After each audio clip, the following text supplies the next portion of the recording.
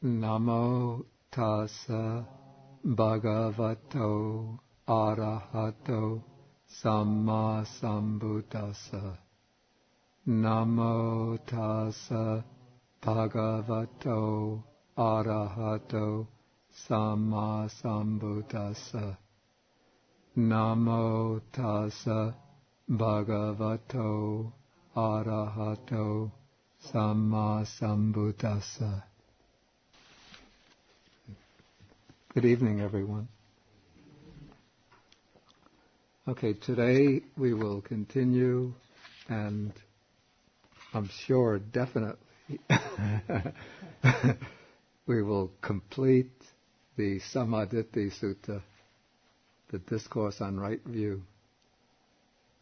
As consolation for those who have been sitting through all of these lectures on the Sammaditthi Sutta, you should know that this sutta is often it's used as a basis for instruction in the fundamentals of Buddhist doctrine in monasteries in countries like Burma, Sri Lanka.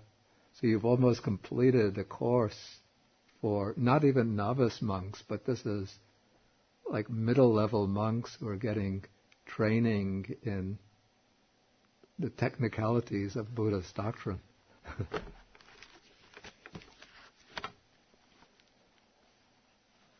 Okay, I hope also that everybody has the pages that I handed out last week, because we didn't reach the end. Did you get a copy?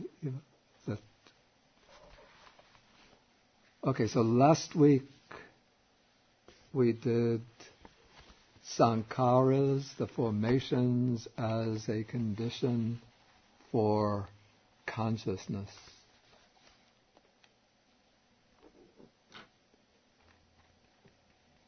Okay, and now we come to the section on ignorance. We already saw that I think we have to come to the section on the formations. This will be beginning with section 60, because I've been explaining, not adhering to the words of the sutta so closely, but just taking the sequence in a rather abstract way. So let's return to the words of the sutta, starting with 60, where the monks express their appreciation to Venerable Sariputta. Then they ask him if there is another way in which a noble disciple is one of right view.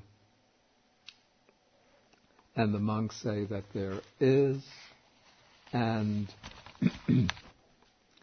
okay, they say when a noble disciple understands formations, that's the sankharas, the volitional formations, the origin of formations, the cessation of formations, and the way leading to the cessation of formations, in that way he is one of right view who has arrived at this true Dhamma. Okay, this is the teaching in brief. Then comes the elaboration. What are the formations and so on? Okay, here is the answer.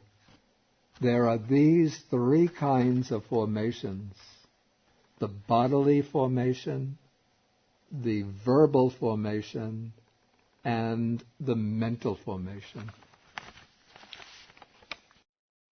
Okay, what are these three types of formations? Last week I said that the sankhara are unwholesome and mundane wholesome volitions. Now these unwholesome and wholesome volitions can be expressed through three channels or three doors. We call them the three doors of action. And so one door is the body, and so volition that is expressed through bodily action is the bodily formation.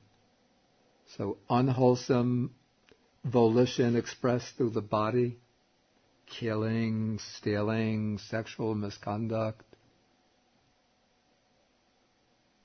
any kind of violence, that is any kind of physical violence, that is unwholesome bodily formation.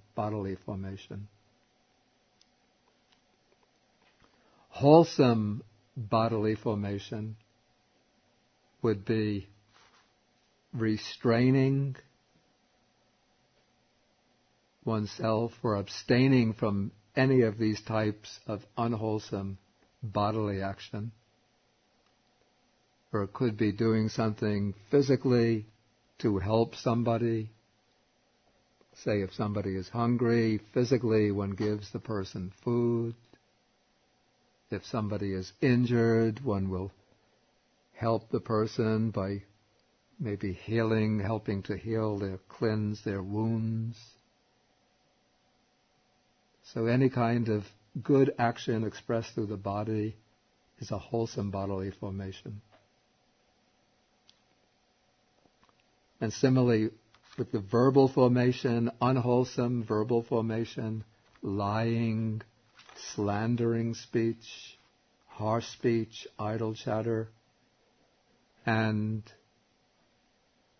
the wholesome verbal formation is the volition of abstaining from those types of unwholesome verbal formation, and then practicing good conduct by speech, speaking the truth, speaking in a way that promotes harmony, speaking gently, softly, politely to others, speaking in a way that is intended to promote the well-being of others, to give others wisdom and understanding, to guide and instruct others in what is good and wholesome.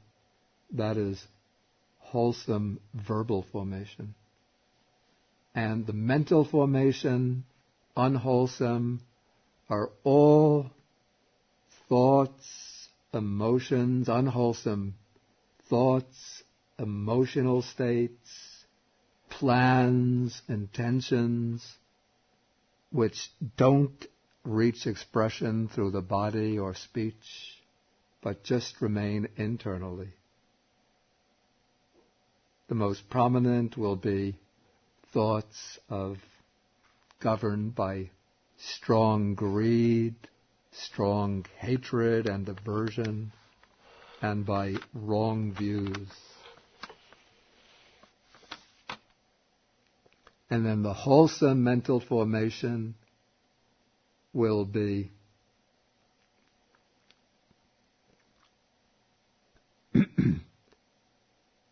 the opposite of these, any kind of wholesome mental states, mental volitions, the mental inclination towards generosity, the mental inclination towards detachment, the mental state of loving kindness, the mental state of understanding, the inclination to gain wisdom, the development of wholesome qualities through meditation.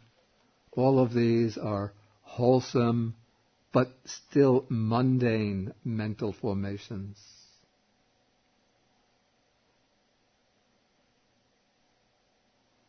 Okay, and now it is said that with the arising of ignorance, there is the arising of the formations. With the cessation of ignorance, there is the cessation of formations. The way leading to the cessation of formations is just this noble eightfold path, that is, the states from right view through to right concentration. Okay, now here we have an interesting and important point that ignorance is the condition for the arising of these mental formations, the volitional formations. And this is a point which has to be understood quite carefully, and it should definitely not be misunderstood, because if we misunderstand it, we can come to a distorted understanding of the whole Dhamma. Okay, if we look on the sheet that I gave out last week, I have to use some rather technical concepts to explain this. Because, okay, just we look at the text, we know that there are these wholesome, unwholesome volitions. So we say, ignorance is the condition for unwholesome volitions. Okay, this is obvious. But ignorance is the condition for wholesome volitions too. In that case, we're trapped. No way out.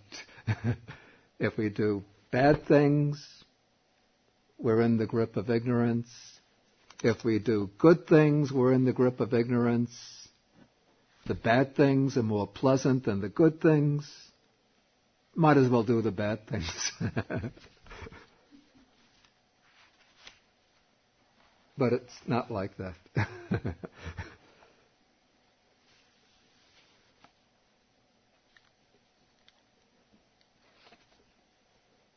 Okay, now, in the sheet that I gave out last week, it says, ignorance is a co-nascent condition. Here, this is technical Abhidhamma terminology, and even though it's not terminology that comes from the suttas, but it's useful for understanding what is meant in the suttas. So ignorance is a co-nascent condition, a mutuality condition, and a root condition for the volitions in unwholesome states of consciousness. Okay, what does this rather cumbersome terminology mean? Okay, in an unwholesome state of consciousness, when my mind is sort of driven by greed, I only have one car, but it's not enough. I see my neighbor has a bigger car, shinier car.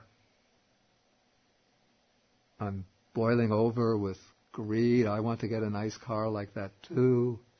He has a bigger, nicer house than I do. Or the other monk, he has a nicer robe than I do. I have this rather shabby robe.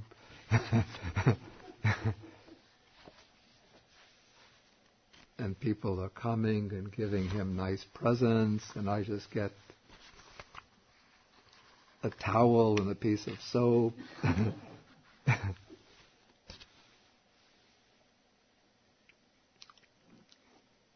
Okay, so in this unwholesome state of mind, arising together with it, that's the meaning of co-nascent, born together. Just like two twins, one twin is born, the other twin is born. Born together with it is ignorance. Ignorance and greed arise together. And ignorance is the support for the greed. Just the way when we light a match, the flame arises, and the flame causes heat. So when ignorance arises, greed comes along with that ignorance. They're born together. If the mind is angry, full of resentment, again, there's ignorance there, not understanding, and that ignorance brings along with it, just the way the flame brings the heat, so the ignorance brings along with it the hatred.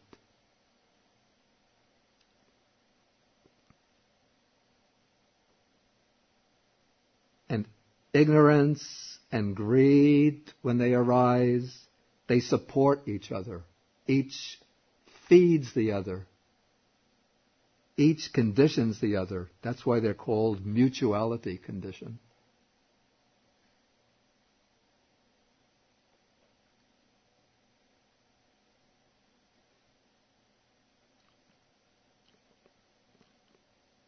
And ignorance is one of the three unwholesome roots: greed, hatred, ignorance. So when there's ignorance in any state of consciousness, in any state of mind, that ignorance, avijja, is the same as moha. Ignorance is the same as delusion. And that delusion, that is one of the three unwholesome roots. So it's a root condition for the unwholesome state of consciousness. And within those states of consciousness in which there is ignorance, that volition, that sankhara, is conditioned by that ignorance.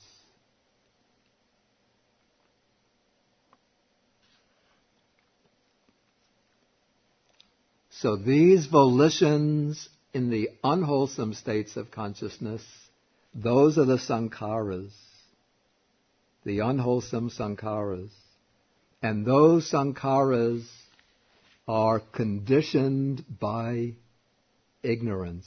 There's always, in any unwholesome state of mind, there is always ignorance existing in that state of mind. That ignorance is present, actively present in that state of mind. So in any state of mind, there is some degree of deep-rooted not understanding things as they really are. That is what ignorance is. And so the mind is unwholesome because one doesn't understand things as they really are. Okay, but there are also the wholesome, mundane, wholesome states of mind. These are good states of mind, praiseworthy states of mind. These are states of mind that generate good karma. States of mind that will lead to our happiness, to our well-being in the future. States of mind that can lead to spiritual progress. States of mind that will lead to enlightenment. Even the states of mind that are developed, that go along with developing the paramis, the paramitas. Those are mundane, wholesome states of mind. When one is developing the Bodhipakya Dhammas still at the mundane level, like practicing any of the four foundations of mindfulness, developing the four Brahmaviharas, well, they're not Bodhipakya Dhammas, developing the four right efforts, developing the jhanas. Those are wholesome states of mind, very, very beneficial states of mind. And yet, those states of mind too are conditioned by ignorance. How are they conditioned by ignorance? Ignorance, technically, is not present as an active component in those states of mind. Because wholesome qualities and unwholesome qualities are opposite. And when there's an wholesome state of mind, the unwholesome quality cannot be present simultaneously as an active component of that state of mind.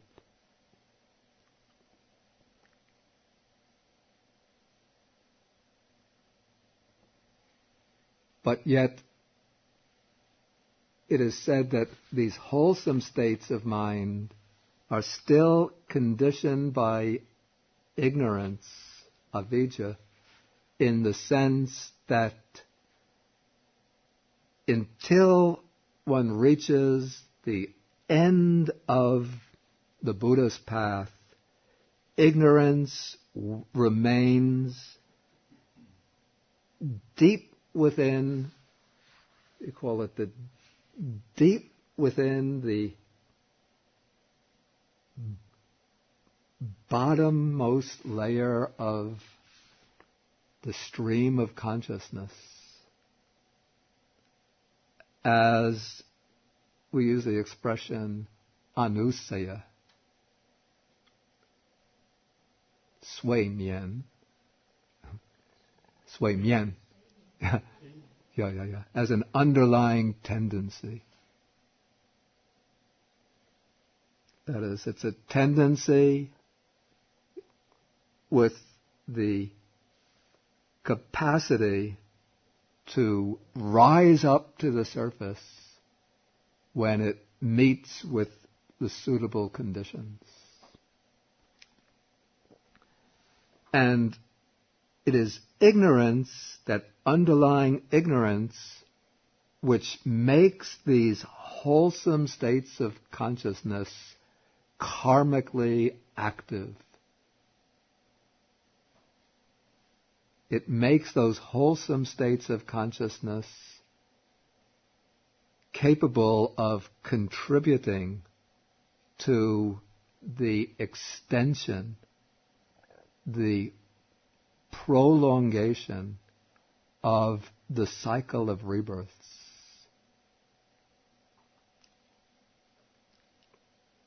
And so, as long as the anusayas, these underlying tendencies, are there, the wholesome states of consciousness will become good seeds which will bring happy, fortunate states of rebirth. But as long as they are bringing states of rebirth, they are still bringing one back into the bondage of samsara, back into the round of birth, old age, sickness, and death. And so the sankharas only become completely deactivated, lose their characteristic of being sankharas, being these binding forces, when the anusayas are eliminated. And that comes about only with the elimination of ignorance.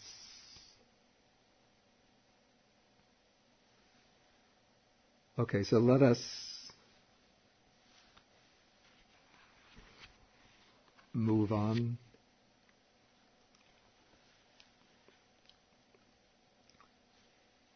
Okay, I want to work through now. Okay, we come to section 64. The monks express their appreciation and ask Venerable Sariputta if there is another way in which a noble disciple is one of right view. He says there is, and he says,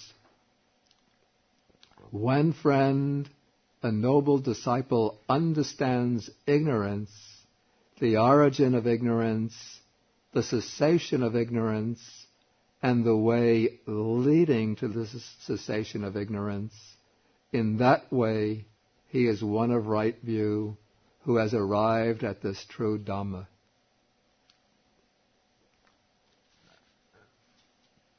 Okay. That is the short or synopsis, the brief teaching. Now for the elaboration. What is ignorance and so on? What is the origin of ignorance? What is the cessation of ignorance? What is the way leading to the cessation of ignorance? Okay, what is ignorance? Not knowing about dukkha, about suffering, not knowing about the origin of suffering, not knowing about the cessation of suffering, not knowing about the way leading to the cessation of suffering. This is called ignorance. Okay, this is, we call it the standard canonical definition of ignorance. And usually for example, in the Samyutta Nikaya, where there are many explanations of dependent origination spoken by the Buddha, he usually takes the chain back to formations, and then from formations to ignorance. Then he just gives a definition of ignorance, but he doesn't say anything about the cause for the arising of ignorance. He just takes it back to ignorance as not as a kind of first cause with a capital FC, but as the beginning point of his exposition. But here, Venerable Sariputta goes further and brings in a cause or condition for the arising of ignorance. He says, with the arising of the taints, the asavas, the influxes, there is the arising of ignorance. With the cessation of the taints, there is the cessation of ignorance. The way leading to the cessation of ignorance is just this noble eightfold path. That is right view to right concentration.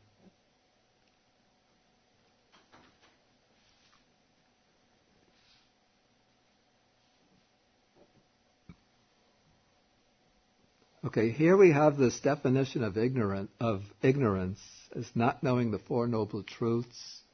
Now, I've sometimes reflected upon this, and also a kind of understanding of ignorance that one comes across, say, in the writings of the Madhyamikans, which take ignorance to be not understanding, basically selflessness or emptiness.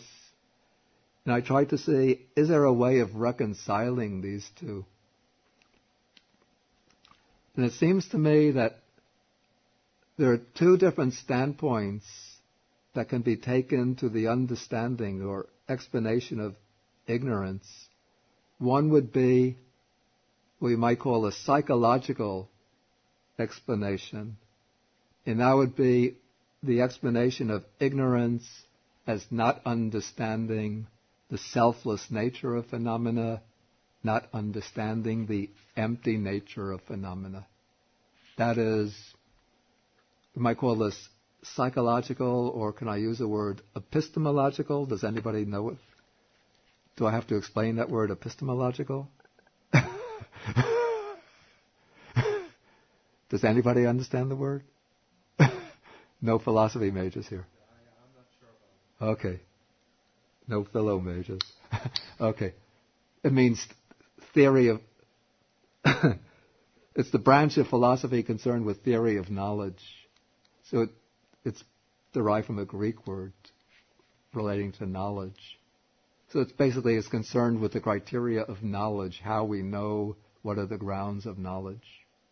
So let's use the word psychological. Everybody knows that.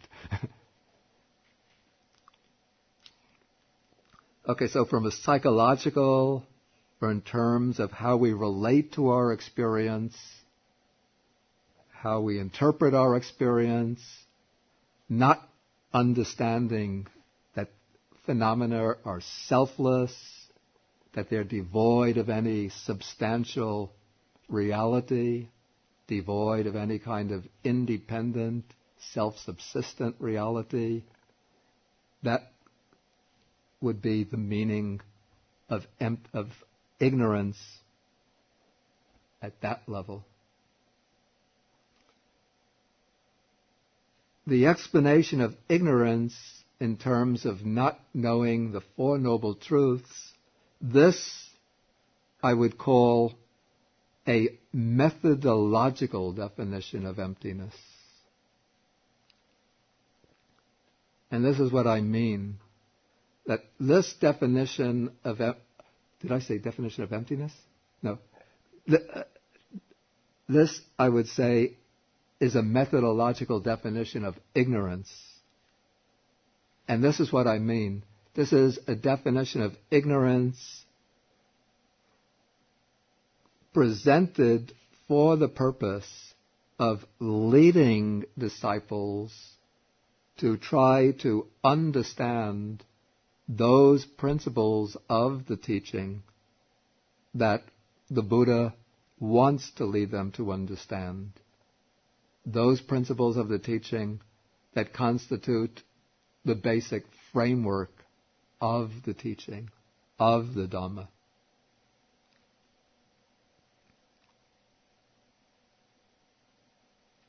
And so the Four Noble Truths constitute that basic framework.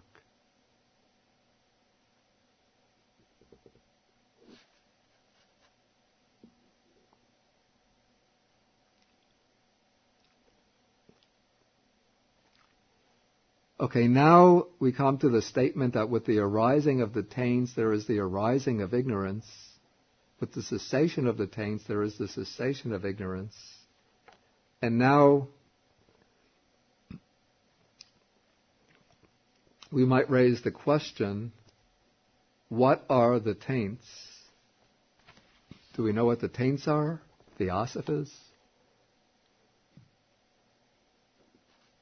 What are they?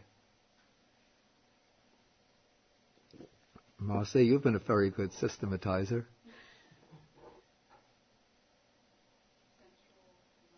Yeah.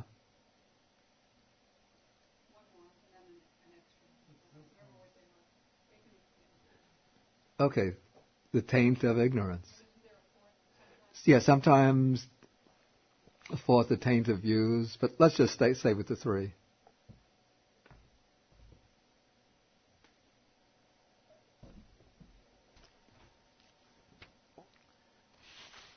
In case you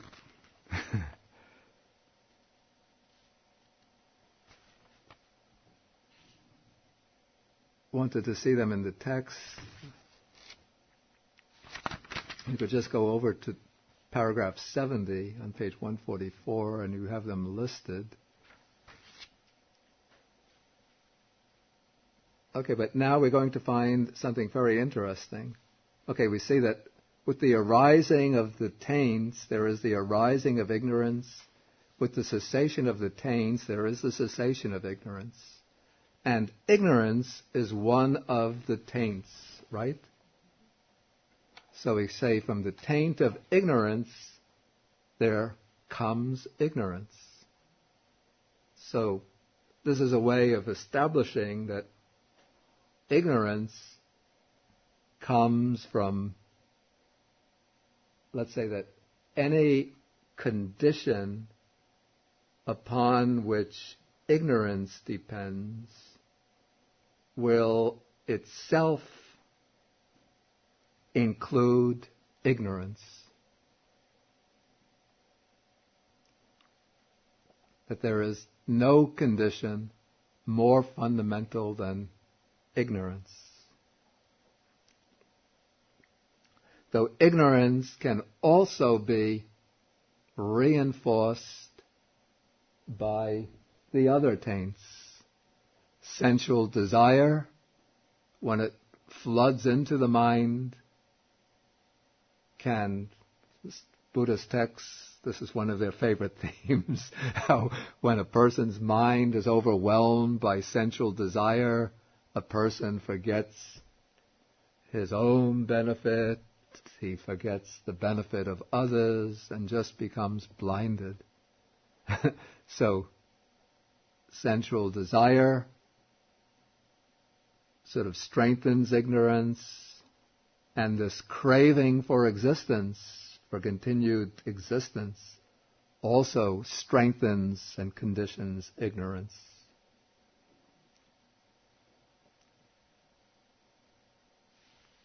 and ignorance itself strengthens ignorance. Okay, now after Sariputta has shown how the taints are a condition for ignorance, the monks ask another question. They ask if there's another way in which a noble disciple can be one of right view. And then paragraph 68, then paragraph 69, Venerable Sariputta says, there is such a way, and he says, when, friends, a noble disciple understands the taints, or the influxes, understands the origin of the taints, the cessation of the taints, and the way leading to the cessation of the taints, in that way he is one of right view, whose view is straight, who has perfect confidence in the Dhamma, and has arrived at this true Dhamma. And what are the taints? What is the origin of the taints? What is the cessation of the taints? What is the way leading to the cessation of the taints? Okay, there are these three taints. The taint of sensual desire, the taint of being. This is the same as what I would call the taint of craving for existence, and the taint of ignorance. Okay, those are the three taints we have here. Now, what is the condition for these taints? What maintains them in being? From what do these taints arise?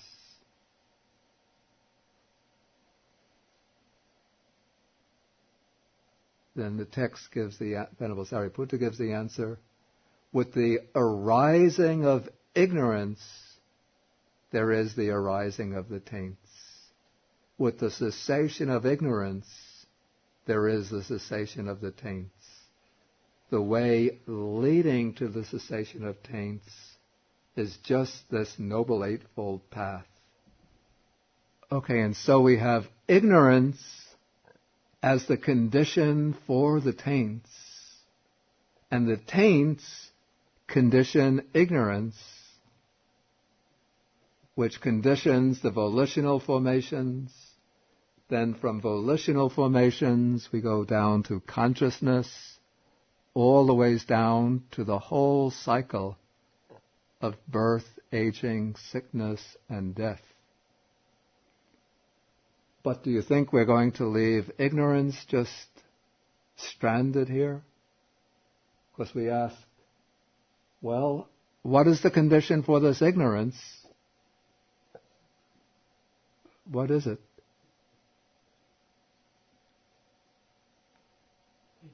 The taints, or the asavas. Then what is the condition for those asavas? Ignorance. What is the condition for that ignorance? The taints. And thus one goes, excuse me? They're friends. Friends.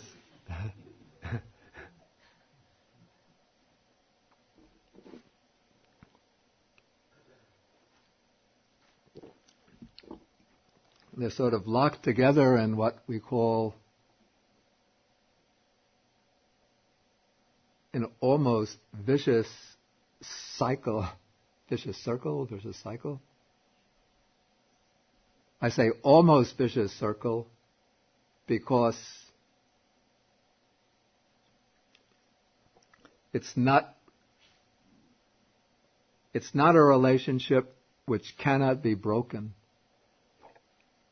Because ignorance and the taints, and one taint is ignorance, are mutually conditioning, for this reason, the cycle of rebirths is without any beginning in time, any discoverable beginning. Of course, you could say that the condition for the taints in this life is the ignorance in the previous life. The reason for the ignorance in the previous life were the taints in the life before that. And the reason for the taints in that life was the ignorance in the life before that. And so on through beginningless time.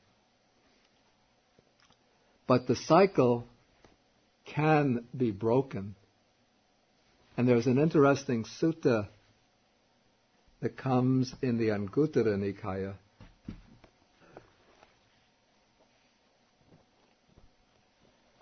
Oh,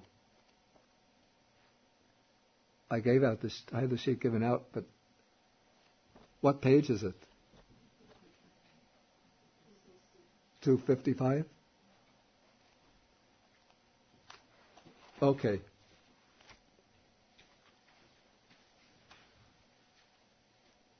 Yeah, we shouldn't think of ignorance as some kind of mystical or metaphysical force, but ignorance is just our own lack of understanding, our own lack of comprehension.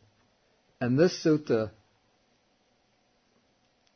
this is Anguttara Nikaya, Book of Tens, number 62.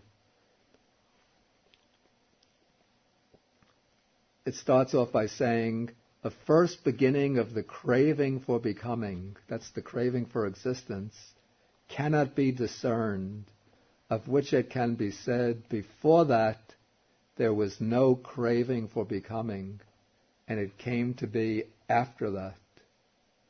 But though this is so, there is a specific condition for the craving for becoming is discerned. The craving for becoming, too, has its nutriment, that is, its condition. And what is the nutriment or condition for the craving for becoming? Ignorance should be the answer. Ignorance, too, has its nutriment, its condition. What is that condition, that nutriment? The 5 hindrances. The 5 hindrances have their condition. The 3 ways of wrong conduct. The 3 ways of wrong conduct have their condition. Lack of sense restraint. Lack of sense restraint has its condition. Lack of mindfulness and clear comprehension. This has its condition. Improper, careless, or unwise attention. Ayoniso manasikara. Lack of improper attention has its condition. Lack of faith. Lack of faith has its condition, listening to wrong teachings. Listening to wrong teachings has its condition, association with bad people or improper people. And so it's when all of these conditions link together, then they form a kind of momentum builds up, where one supports the other, which supports the other. And so eventually the 5 hindrances continue, and the 5 hindrances, we're on page 256 now, support the craving for becoming, and this craving for becoming is the nutriment for this ignorance. Or rather, it's the 5 hindrances make ignorance prevail, and this ignorance makes the craving for becoming prevail.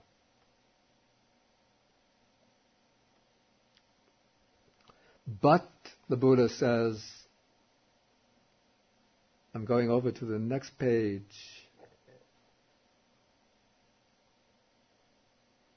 I don't know, did you get 257? Oh. Well, I'm just going from 256. I'm just taking it in positive order. He says, when association with good people prevails, then there comes listening to the true Dhamma. When there comes listening to the true Dhamma, then faith arises. When faith arises, then there is proper attention or wise attention. When there is wise attention, then there is mindfulness and clear comprehension. When there is mindfulness and clear comprehension, then there is restraint of the senses. When there is restraint of the senses, then there are the three ways of good conduct. That is, good conduct by body, speech, and mind. When there are the three ways of good conduct, then one practices the four foundations of mindfulness. When one practices the four foundations of mindfulness, then the 7 factors of enlightenment are fulfilled. When the 7 factors of enlightenment are fulfilled, then liberation by supreme knowledge will prevail. And so such is the nutriment of liberation by supreme knowledge. And so through this process of conditioning, wholesome conditioning, a momentum builds up, one factor conditioning the next, one factor giving strength to the next, until eventually this beginningless play of ignorance and the taints, ignorance and the influxes, that beginningless revolution, that beginningless, almost vicious cycle can be stopped and reversed and overcome. Okay, and that brings to an end our discussion. Oh, but just the one last paragraph in the Sammaditthi Sutta, paragraph 71, is a way of concluding the whole discourse. Okay, when a noble disciple has thus understood the taints, the origin of the taints, the cessation of the taints, and the way leading to the cessation of the taints, he entirely abandons the underlying tendency to lust, that is, to sensual lust. He abolishes the underlying tendency to aversion. Okay, at this point, eliminating the underlying tendencies to sensual lust and to aversion, this shows the attainment of the third stage of enlightenment, the stage of the non-returner. But that's not yet sufficient. Going on, he extirpates the underlying tendency to the view and conceit, I am, asmimana.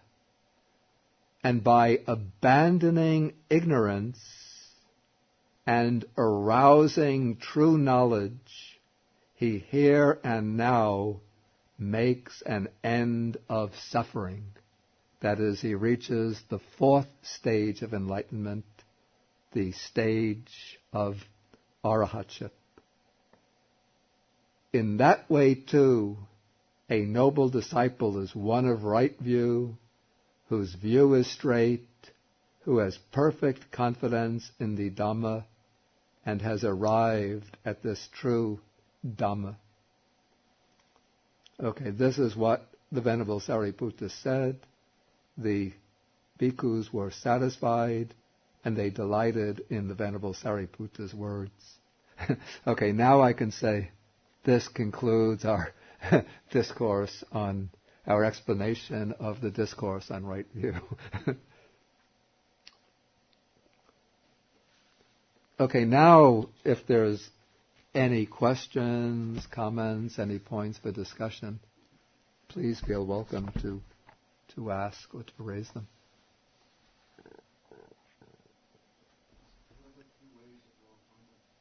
The 3 ways of wrong conduct?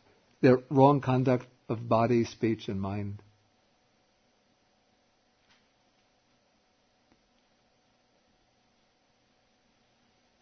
George? Why do you use the word influxes for the asanas? Why do I use it? What does it mean in particular? Influxes as a taint. Okay, the word asava,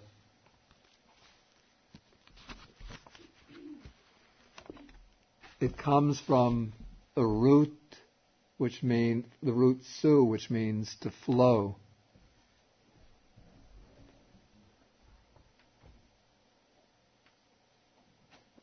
Okay, the root su means to flow, and it has a prefix a. Scholars used to have some debate what direction a means.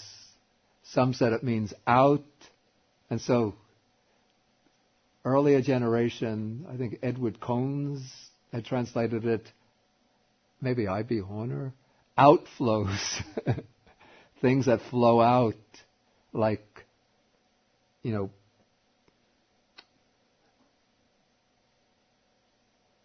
dirty, garbage, poisonous, polluted, waste matter that flows out.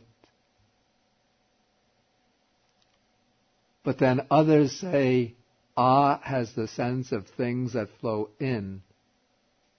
That in the sense of polluted, dirty things that flow into the mind. I think the sense of in maybe is more correct, but it's uncertain. Anyway, this term asava was already in use before the time of the Buddha. It was used by some of the ascetic sects, like the Jains, I think, use it. And it was already the ideal amongst the Indian spiritual seekers was to reach the end of the asavas. So when the Buddha came on the spiritual scene, like his quest, his aim as a spiritual seeker was to reach the end of the asavas. This was the idea that he picked up from his contemporaries. And so once he reached enlightenment, he took this term over. But you see, the idea of asavas was interpreted differently in the different schools of thought. The Jains considered it to be some kind of, almost like a material substance that adheres to the soul, that one has to remove by practicing asceticism and austerities. But the Buddha took this term over and just gave it the sense that was in harmony with his own system. So he gave it the meaning of this craving for sense pleasures, craving for continued existence and anywhere within the round of becoming, and ignorance. And so he said, I have eliminated the asavas. I have reached that goal that everyone is seeking. So others would say, how have you eliminated the asavas? And he said, I've eliminated craving for sense pleasures, eliminated craving for continued existence, and I've eliminated ignorance. Then everyone would say, that's a wonderful way of explaining the asavas.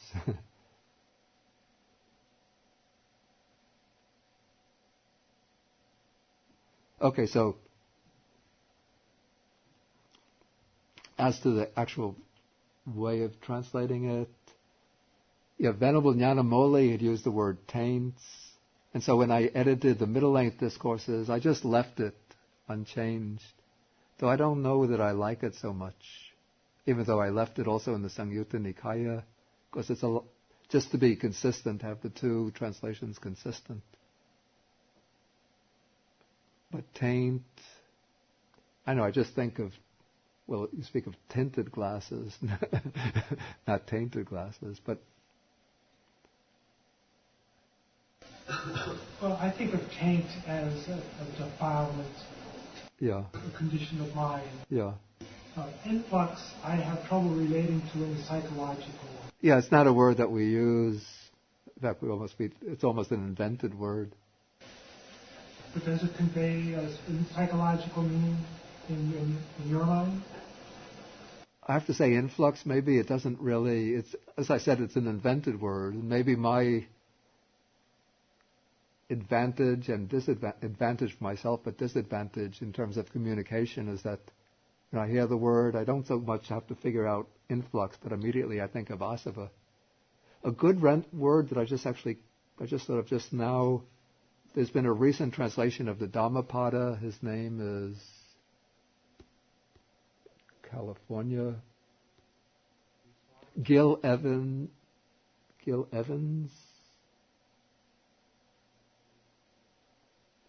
It's not that Gil.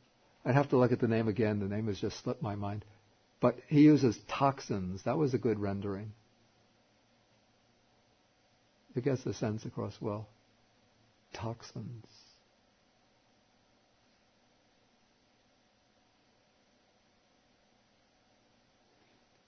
Any further questions? Marcia? Yeah.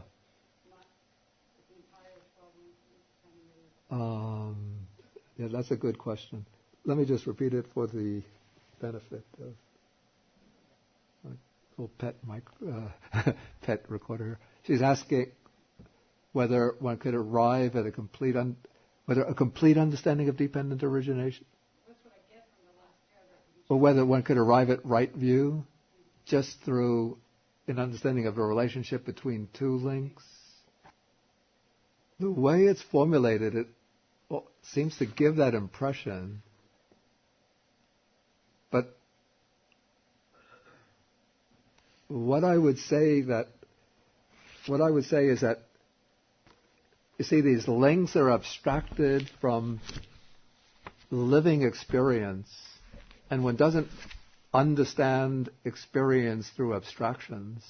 So when one investigates experience as one is developing insight, one is seeing factors that are linked together in very complex webs of relationships.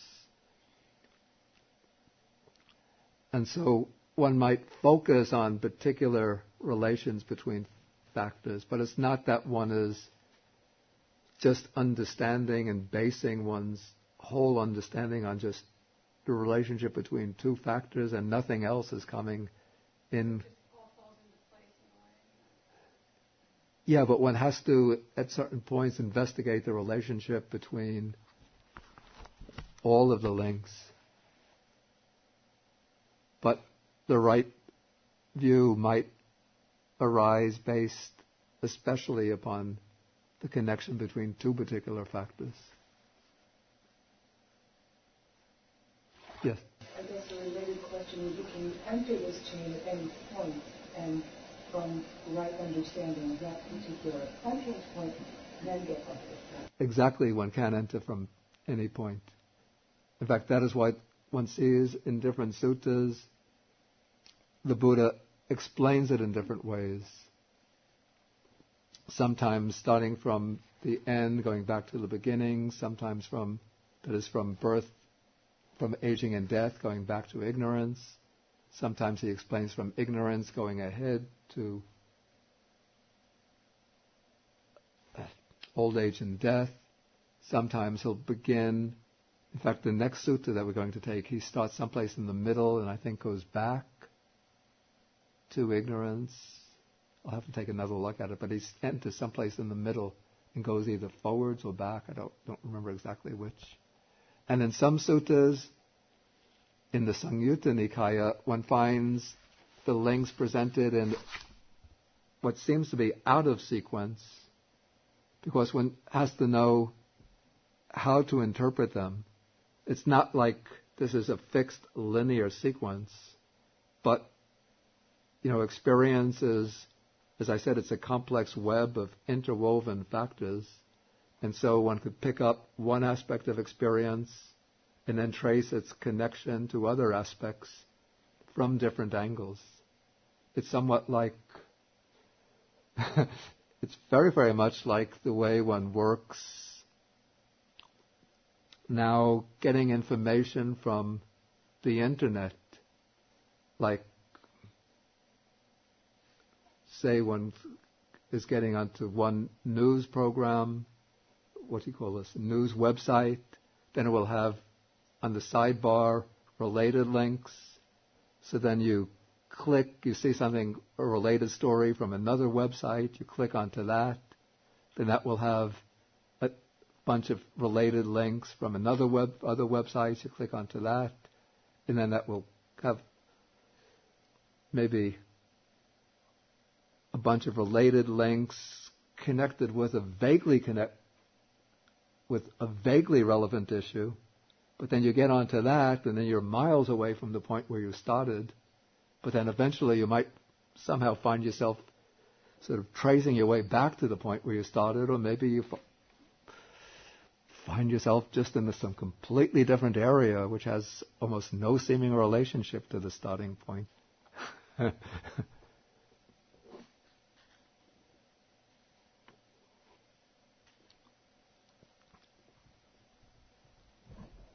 Okay. Maybe time for one more question, if there is one. Okay. One question about Anguttara Nikaya Sutta mentioned one after another. Yeah. Some option leads to mindfulness and clear comprehension. Yeah, I know what you're going to say. But it seems to me mindfulness and clear comprehension leads to wiser. Yeah, I know. And some other. Yeah, it seems to me that I thought of that when I was looking at that list this afternoon or this morning. At the factors, this is also sometimes what one sees, factors in lists, one can't take them always in every respect as just a fixed linear sequence. But sometimes these factors are, again, interrelated in a certain way so that one could begin with one point and it will lead to another point, whereas you could also start here and it will come back here. It could also be sometimes that originally there might have been several different lists which, when the monks were compiling the suttas, to make it easy, they merged these lists, and so you get these various factors. Where we have a direct sequence would be going from the 4 foundations of mindfulness, the 7 factors of enlightenment, to liberation by right knowledge. That one finds again and again in the suttas. That is like a definite, straight sequence. But some of these others, the way they're interwoven, it seems one could have done it in different ways too.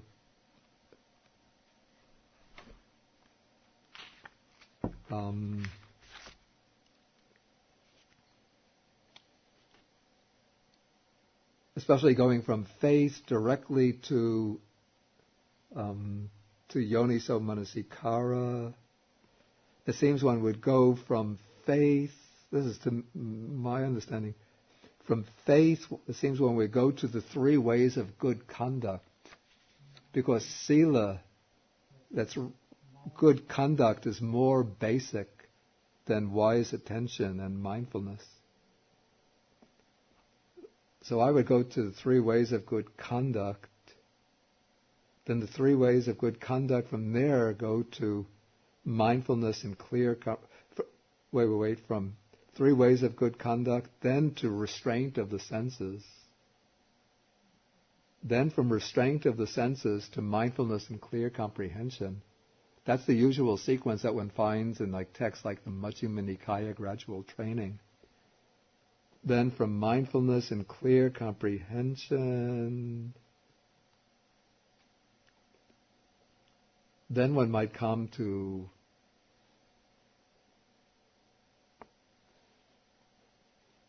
proper attention. Then from proper attention to the 4 foundations of mindfulness.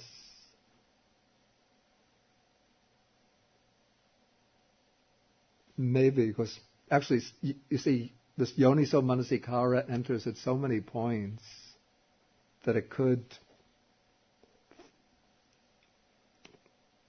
enter also as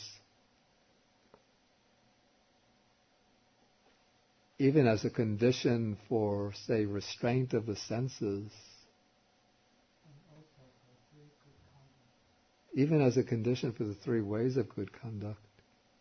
But then it could enter again as a condition for, after developing the 4 foundations of mindfulness, or even operating, sort of operates within the 4 foundations of mindfulness, as part of the practice within the 4 foundations of mindfulness, for bringing the 7 factors of enlightenment into being.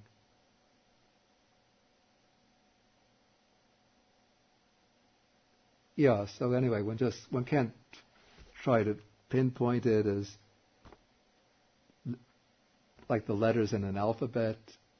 C has to come before D, D has to come before E. It's not like that.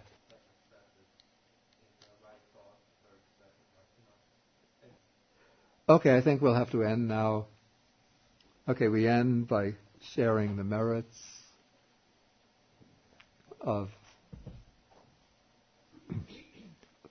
listening and speaking the Dhamma, share the merits with the Devas, the Bhutas,